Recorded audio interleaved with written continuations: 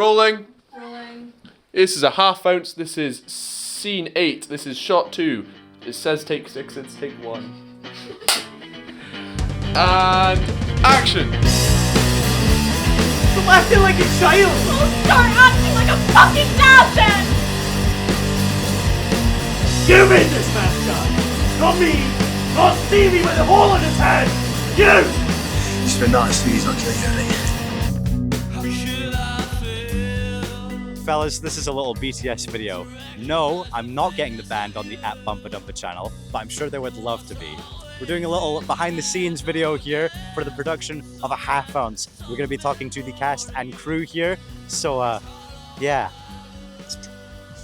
Hello, my name's Kieron Williamson. I'm the director and the writer of A Half Ounce. BumpadUmpa has very kindly asked me onto this channel today to talk to you guys a little bit about the creative process, what it was like being a first-time proper director for this kind of production, the kind of organisation it took, and what it was like to work with such a fantastic cast and crew. I studied here at this beautiful institute, Nescall, for the past 3 years. I started off with the Filmcraft animation course, went on to do television, and now my further prospects are I'm going on to study at Napier University in Edinburgh under their film course, and I guess we'll see where that takes me. But yeah, thank you for having me on. Yeah, so Kieron, what motivated you to turn your idea into a fully fledged reality? That's a good question.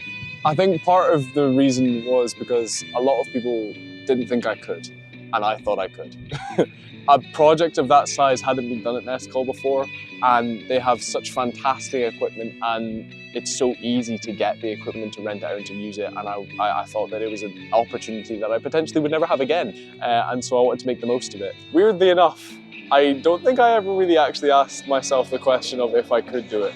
I always had the belief that I could, and not in the sense where I was up myself, but just in the sense where it seemed so possible. It was a lot of organisation, but the way my brain works just works hand in hand with stuff like spreadsheets and organising. And so it was right up my alley, and I knew as long as I took the time and the effort to organise the shoots, to organise the people, that I could entirely make this happen. Some of the hardest parts was actually just scheduling and organising everything. I mean, my calendar was absolutely full. From like October all the way through to like February time. It was just all of, it was just every single day was meetings or planning or scripting, and the more I wrote it and the more I put a team together, the more it just seemed possible.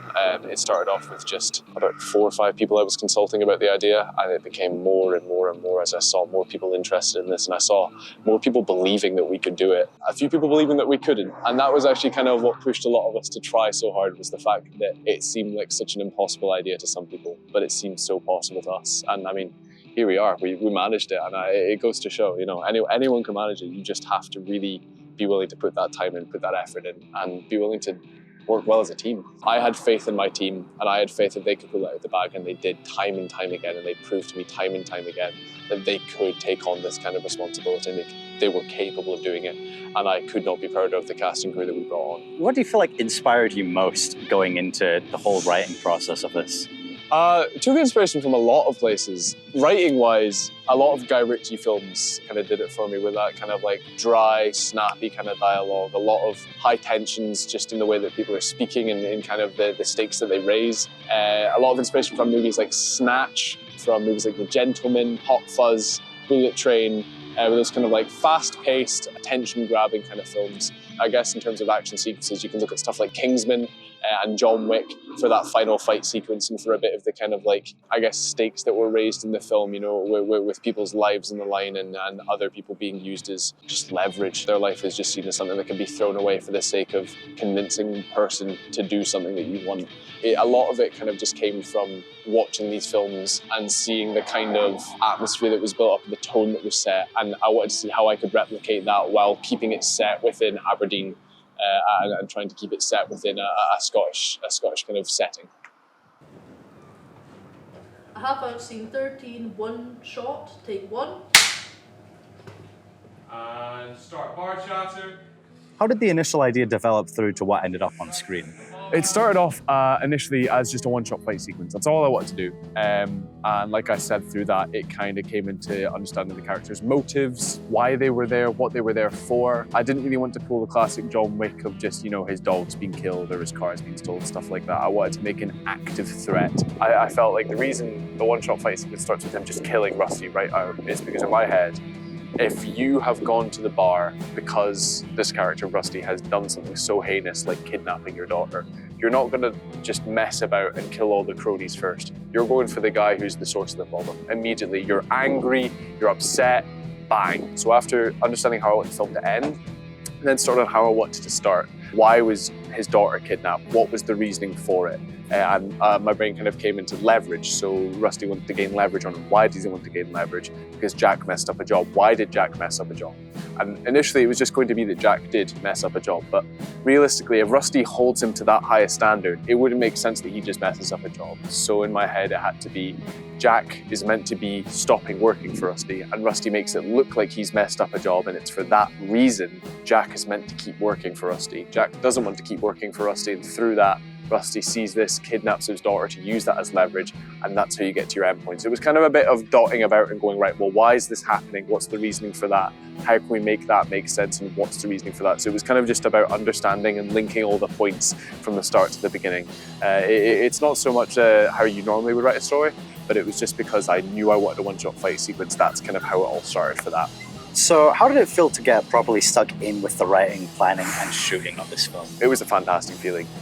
Writing especially, when you get that right line, oh my God, you just get this feeling, you know it's right. I'd be sitting there with Brodie, Ross, Mason, and we'd be saying the lines out loud to each other, like reading them out. It took a long time to kind of get it right and a lot of trial and error. But eventually we kind of got round to it, and it ended up working beautifully. And I'm so proud of how the kind of writing came along. Shooting wise, was so stressful to get stuck in. Oh my gosh, initially I was terrified. It took a lot of nerve to stand up in front of that many people and go, I have this idea and I want you all in on it, because I'd never done something of that scale before. But the more we did it and the more we kind of worked as a team, we worked out our flaws, we understood where we did well and where we did poorly and how we could improve. And it just slowly got more and more streamlined and better and better and better. And I'm really proud of the end product. Putting out a casting call and seeing that many people come in and go, hey, I'm interested in being in this thing that you're writing. It felt so good to see so many creative people being so willing to put their time aside to dedicate themselves to this project that I'd worked on so closely.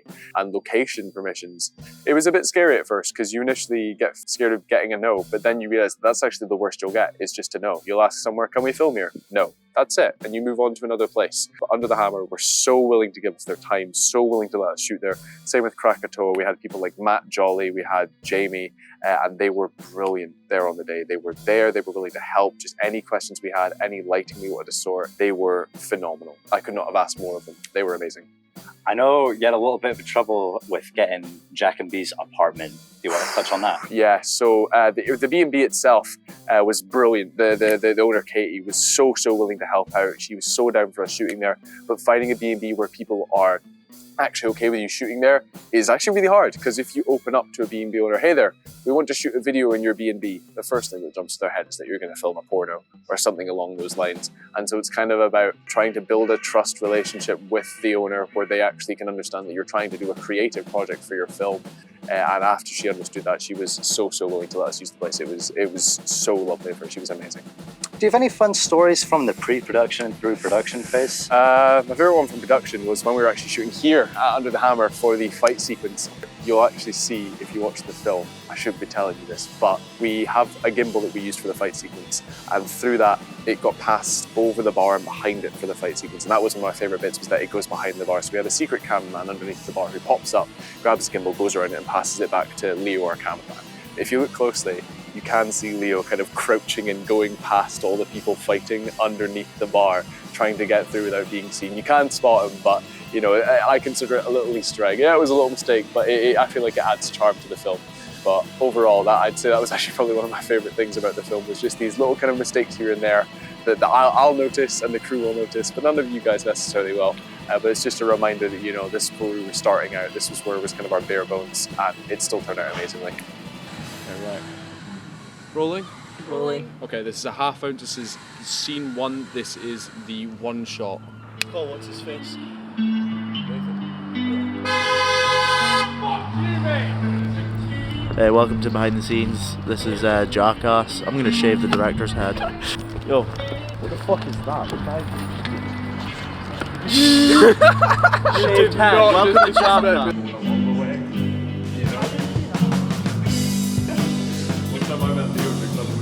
Oh no, we didn't. We have more than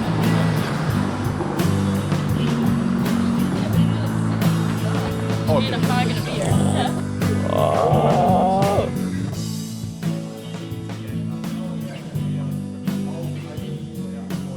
As you all know, making a film, it takes a lot of people. Big Hollywood productions, you got thousands of people working on these. But for such a small production here in Aberdeen, they had 47 people working on this film. So let's meet some of the production of A Half Ounce. Okay, I'm Brodie Forsyth. I was the cinematographer on A Half Ounce. Kieron approached me. He was like, I need a cinematographer. I know you can do it. And I was like, I've never done that before in my life. I have directed my own short films, but having like your own focused area is not something I'm used to, especially when it comes to lights. That was a big thing for me. I'd never really done lighting as its own thing. But this was like pre-planning, floor plans, the whole thing. I was just completely new, but excited, very excited. And to have the trust behind me to do it, I don't think I could have done it without that part.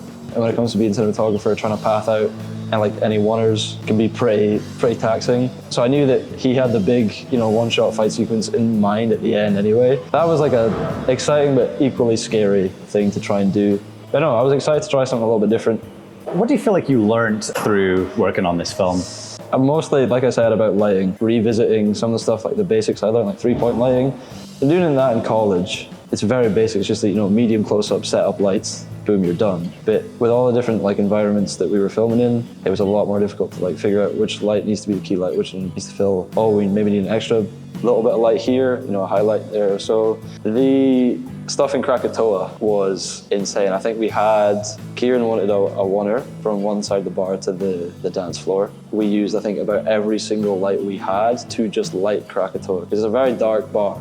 So we had a sheet light, we had 3 roto lights, 4 nan lights, a softbox, 6 roto lights. So yeah, that was a challenge. And to get it still lit properly and to look fairly cinematic for a oneer was one of those shots where I should have said no, not possible, but I did it anyway.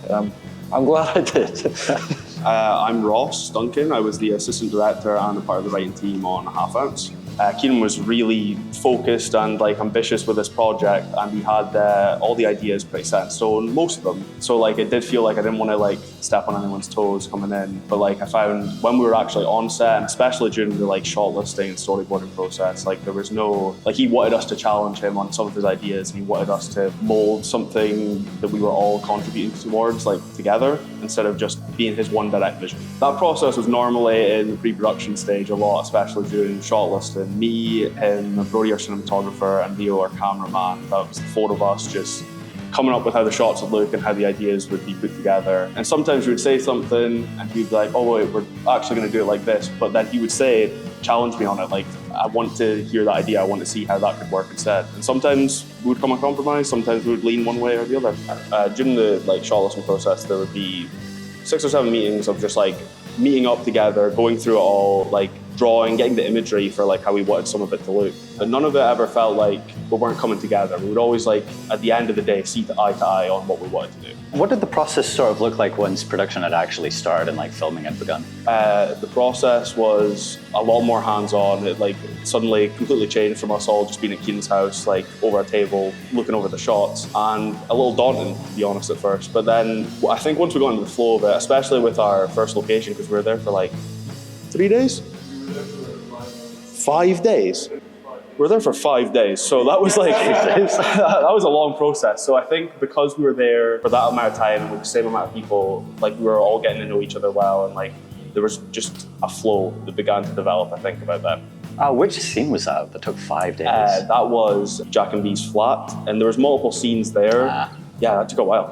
I think you've heard about it already, but when we were doing the fight sequence down at Under the Hammer, on one of the days someone had to fill in for Daniel, and Daniel plays Cody, who's this big guy taking on... Someone, it was you? Apparently, someone. Don't know the guy's name, but he had to fill in for Daniel and accidentally punched Conor in the face, which, low moment for that guy, I assume.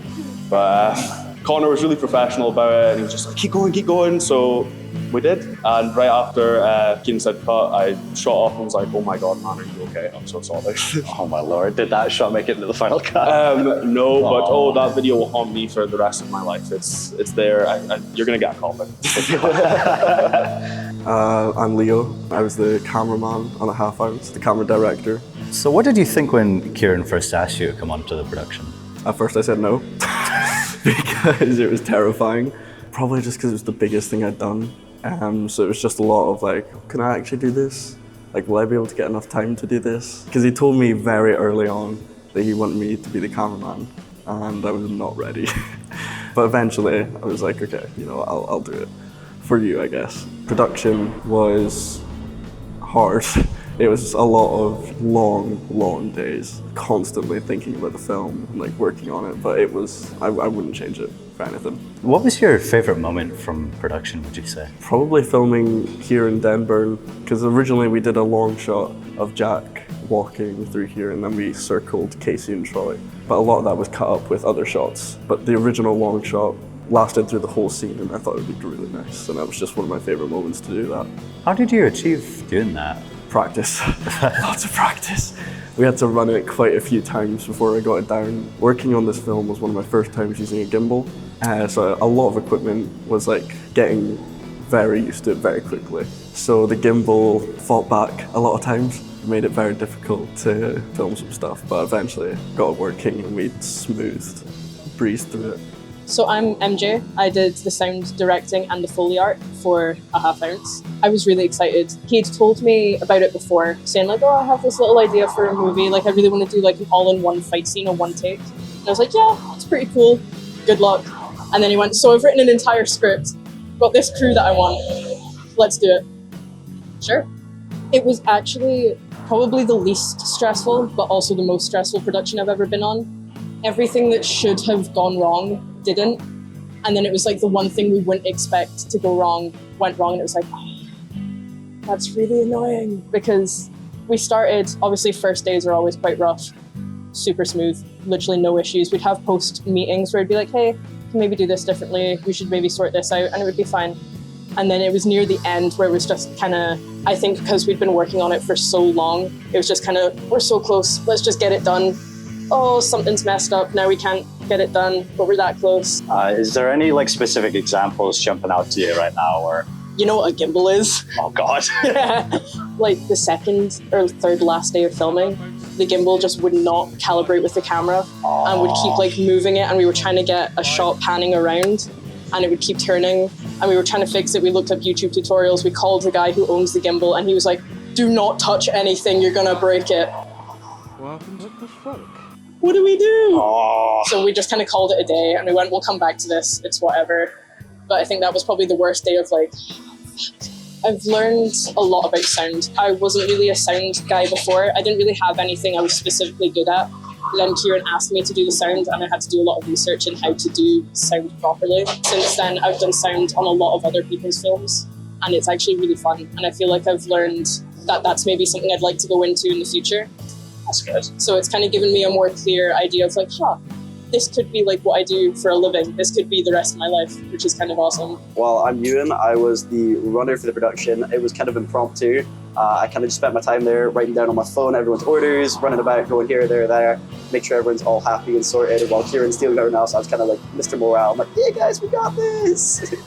I didn't realize quite what he was needing. He literally just said I needed a runner, and just put my name for it. I'm like, yeah, it shouldn't be no biggie.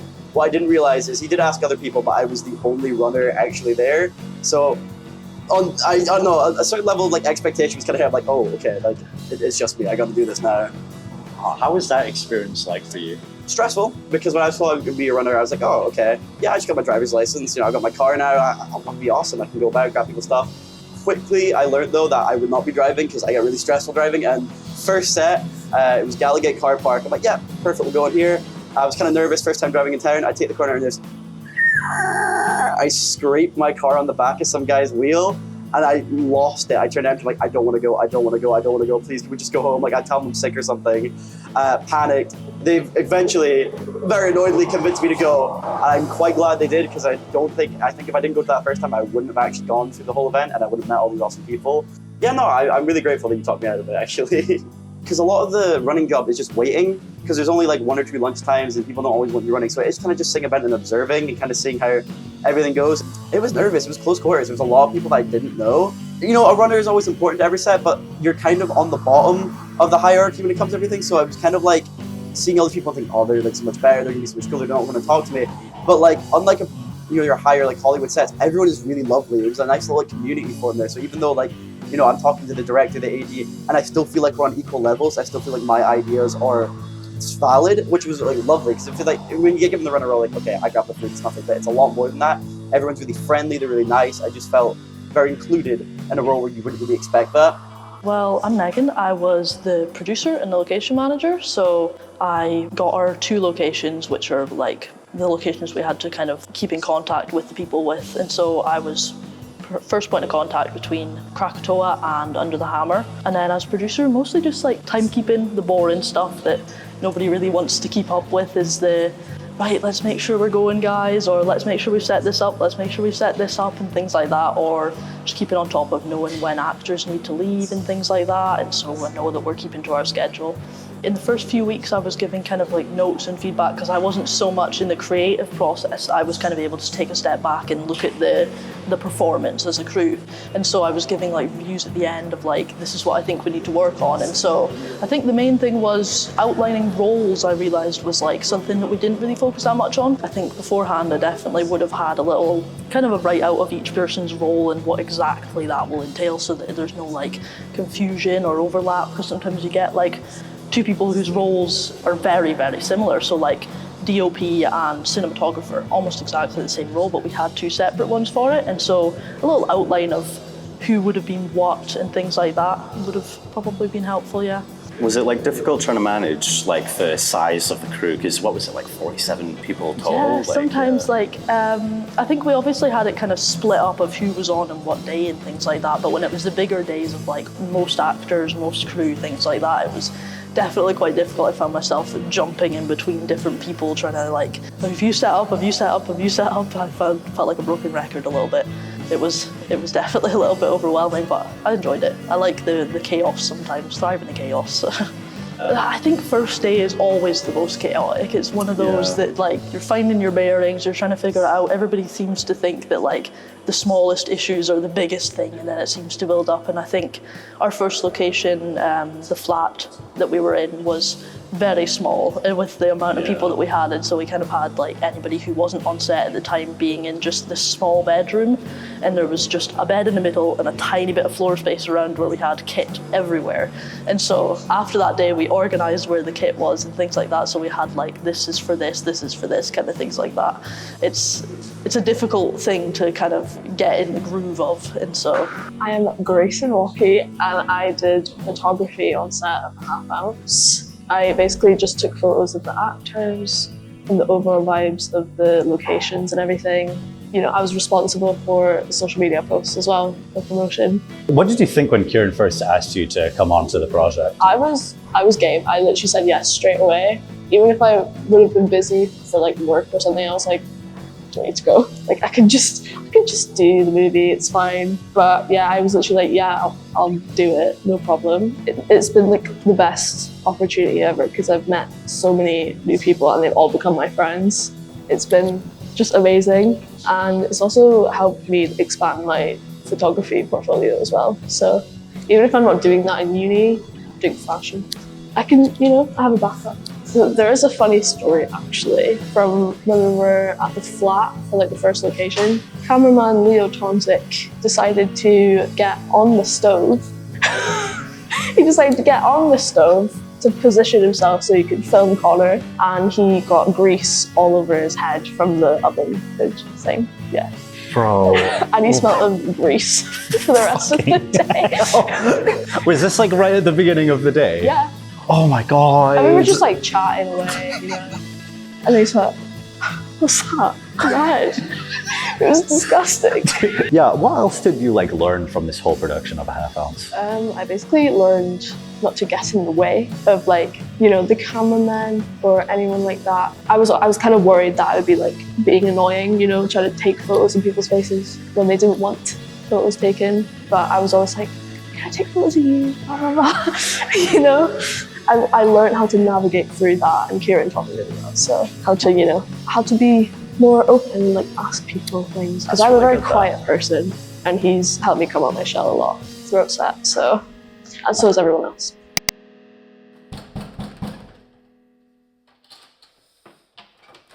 Rolling.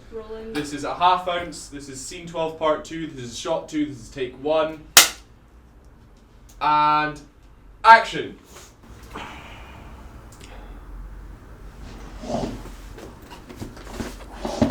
Rusty, seriously, Rusty, can we do this another time? Please. Remember this?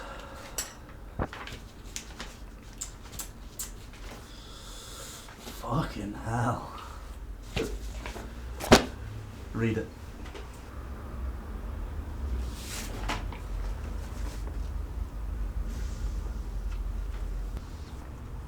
Aye. Out loud. The signing of this clause ties the participant to a binding contract, whereupon an incomplete job against the request of Michael F. Ruth allows for full seizure of personal assets. Did I say stop reading? These assets are including but not limited to housing property, bank accounts, personal possessions, vehicles, members of family. Yeah, look here. I'm Mason Gray. I play the villain on the film, and I was also a little bit a writing assistant. So I'm the bad guy. My first like official hearing about Rusty was when he gave me the character sheet of Rusty and went, listen, I think you'd be good for this role. And he played it up that way saying, I think, you know, it's quite similar to you. And I read the sheet for Rusty, and the first words on the sheet of Rusty was, Rusty, a gorilla-esque man. Yeah, and I went, thank you very much, you dickhead. From there, you know, I went to auditions, and that was nerve-wracking. I'm not an actor, I study film, so I've never acted really before in my life, so I was going up against people that have like actually studied it, so I was shitting myself. But you know, you can't beat a gorilla-esque man, so. What was the experience sort of like after you'd gotten the role and production had started? A lot less busy than I'm used to. So I do sort of the crew side of things, so I'm used to being ran off my feet, dealing with kit, dealing with cast and crew. But with this time, there's a lot of empty space you've got to fill, trying to figure out, you know, how to play this character. You know, there's a lot of quiet time where you're like, who is he? What have I got that I can bring to him? Whether I pursue acting more or whether I pursue crew more, getting to spend a lot of time thinking about the character and actually learning how to act on the fly was very valuable. I picked up a lot of shortcuts on like, here's how to approach becoming a character, you know, here's how to not let you take it too far, how to not overact. So as crew, it's going to help there as well, because I can now understand more of what the actors are going through, so I can hopefully help guide them to where they should be more, and then vice versa, they can help me. I gotta ask, man, how's the suit? The suit was, you know what, the suit was good. So the director took me to get fitted for the suit, so that was an experience I've never had before. I totally fell out of place. I am not a non-casual guy, you know what I mean? I'm a very casual guy, I wear joggers all the time. So getting fitted for this suit with a tie and the proper pinstripe, I looked like Al Capone when I first tried it on. I thought I was like some 50s gangster. Do you still have it? I'm trying to steal it, but I don't think I'll get it. I think it's got to go back to the costume department. Yes, it does. But yeah, had a lot of fun with it, but don't think it's something I'd wear in my day-to-day life anyway, so I'm not going to miss it too much. There's a huge difference to when you're sort of practicing your lines in your bedroom, you know, with your friends, just in your garb, to then getting suited up and having your hands fake tattooed and having the gel thrown in your hair and then acting as Rusty in the suit, in the location. It's a little bit magic. You're not really you anymore. You look in the mirror and you're not seeing what you're used to seeing. You're seeing somebody completely different, so that really helped. Yeah, the suit in general and just the atmosphere totally changed the delivery, I think, of my performance. So my name is Abbie Menzies and I play the role of Bee in A Half Ounce, which is Jack, our main character's daughter. She's very introverted. She likes to sort of keep to herself and she's really not good with conflict and stuff like that. And I had a really good time playing her. And I think like even from the second when I was like auditioning and sort of reading over the material, like I knew that this was going to be like a really impressive project. And it was like it was bigger than anything I'd ever seen happening in Aberdeen. So yeah, it was really exciting. How did you find the whole like production process of the film?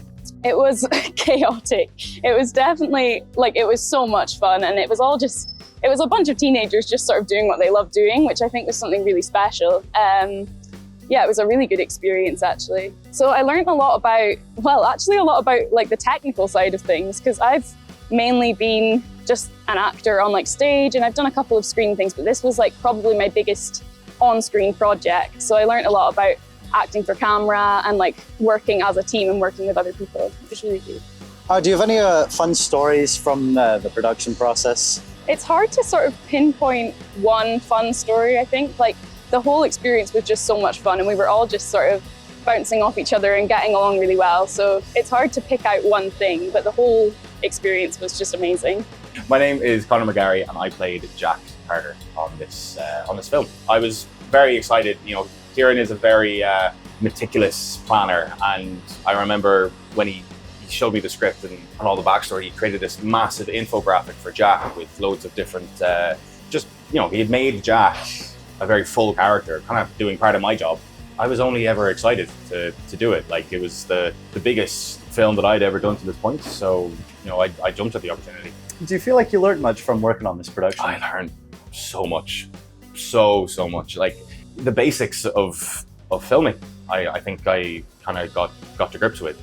For most aspiring actors, you just want a job or a project where you can wake up every day, walk onto set, and then do it again, and you just get practice. And I've done a few short films, but they're usually 1 or 2 days, and you just feel like it's such a blur. But with A Half Ounce, because he had planned so much, and we were working in so many different locations, it felt like the most professional thing I had done. So like the professional aspect of it, like I learned a lot there. And then I was very privileged to play Jack. So when I get to watch the final cut of the film, like I can go back and be like, all right, well, maybe I wouldn't have, I might have shifted my eye line that way or delivered a line differently. But like the privilege of just having all that material already, I'm very lucky to have that. So to say what I learned, I think I learned how to act on screen. Do you have a favorite story from the whole production process? We were doing a fight scene, well, a rehearsal for a fight scene. The main guy who, bodyguard, he couldn't be there. So the first AD, he came in and he just punched me in the face because he didn't really know what he was doing, but we moved past it, but that was pretty fun. Did he hit you hard? There's a good slap. So yeah, he was sweating that day, and the poor guy, like, because he was on. I remember he was like Ross. He was on top of me, and he kind of really got into character because I needed him to, and then he just kind of like he hit me, and he was like, "Oh my god, like what have I done?" It was fun.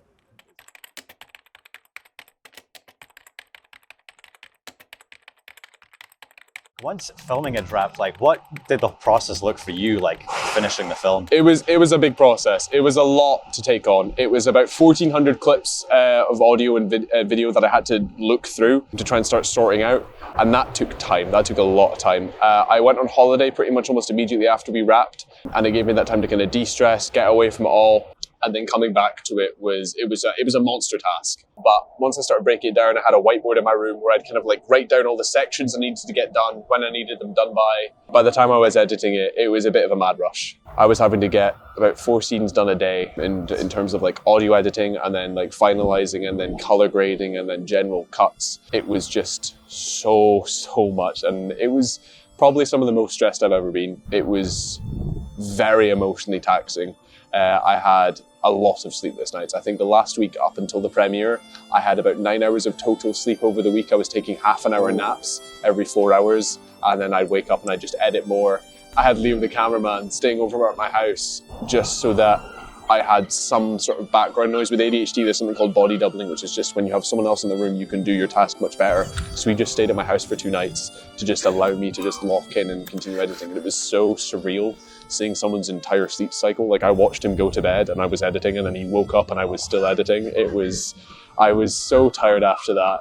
And like days before the premiere, the film, we had so many issues exporting it into the format that we needed. Like, it was, for a while, we actually thought we weren't going to have a premiere. We were fully convinced that it was actually just going to go down the drain. All this effort had gone to nothing, all this money had gone to nothing. But it was about 20 hours before the film, we actually finally got a finished copy. We handed it in and we knew that we were safe. But exporting to, they wanted it in a specific format, and it just was not wanting to work at all. It was DCP format, and it was a pain in the ass. But yeah, it was so stressful, but so rewarding in the end. Like, I would not change a thing about it. It was everything to me, but also, oh my God, like at points I was in tears. It was so stressful. Having such an incredible crew to support me, having these guys here to just support me when the times were rough. They were so brilliant at just, whenever I'd have moments where I was panicking or I'd stress out, I could just talk it through with them and they'd be there to listen, and they'd be there to just, I mean, I think that's what's been so great about this entire thing, is that we've built a community that is thriving on creativity, and it's all these people who just want to make things, and that's what Aberdeen needs more of. We need more creatives who are just willing to go out there and just do it, because that is what I wanted Half Ounce to be an example of. What do you think like the hardest scene to work on was? Amazingly, a lot of people want to say the one-shot fight sequence because it's like a big thing, but that was surprisingly the easiest. The hardest part was like shooting it, but that just took a few days of rehearsal and then we had it down. The hardest editing-wise was actually probably scene 10, which is the Casey and Troy scene. About 80% of our audio got corrupted from there. It was absolutely horrendous. We had to ADR the majority of that scene, and it became so nightmarish to edit. But also Toby's scene, we had a lot of stability issues, and it meant that I had to use warp stabilizer, and it just would make it look really shaky in places, and it would look like it's kind of vibrates a little bit, and I got really frustrated at that. But it's one of those things where once it's happened in shooting, you can't always fix it in post. And that was a thing I had to kind of learn to just accept, was that mistakes are going to happen. Sometimes they won't make your film better, but as long as you're willing to admit that it was a mistake and to realize what you did wrong, it means that the next film you make, you're not going to make that mistake again. You know what to do in advance.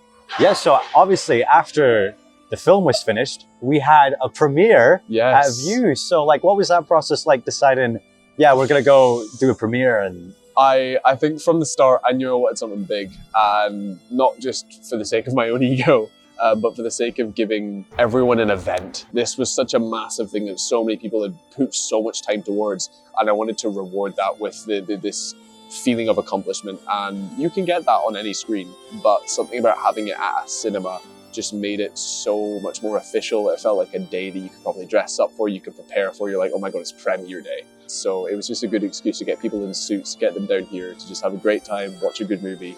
And View were fantastic. Like, they were absolutely brilliant with helping out. They were just hands-on. They were just, any issue we had, they were there to help us. They had so many solutions. The people working there, it was Dylan mainly, was an absolute legend. They helped out massively. I cannot thank them enough for that.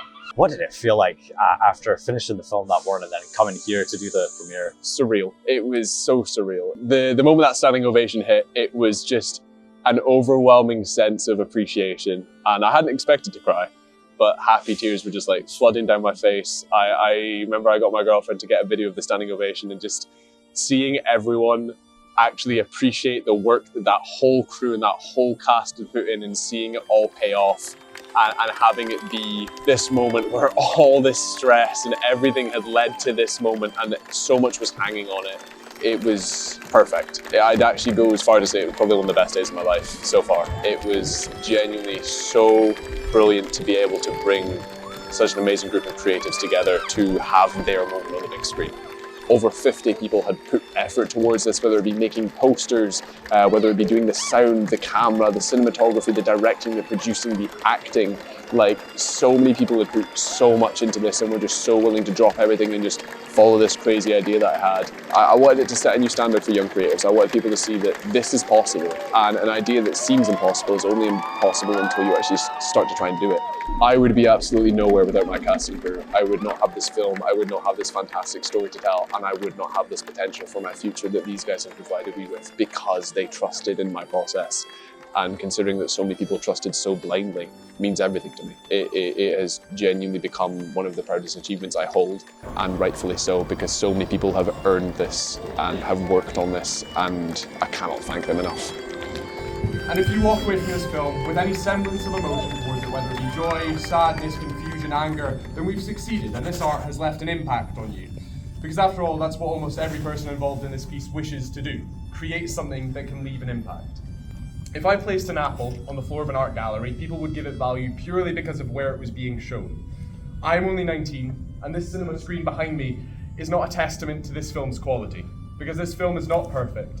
Most of what I have learned has been from scratch, and not all problems can be fixed in post, as a lot of you will know. So if you notice flaws or quality issues, trust that I have attempted to fix them 100 times over, or I just haven't had the time. And for the sake of my extensively fragile ego, I ask you not to remind me of them. Just appreciate what we as a team have done, and what we've done well in such a short time. Crazy ideas can lead you to something inspiring, and so with every bit of thanks I can give to the cast, the crew, the supporters, my mum, my dad, my beautiful girlfriend, to Gavin, to Ryan, and to everyone else, I would like to share with you a crazy idea I had in the summer of 2024, which has since become a half ounce. Thank you.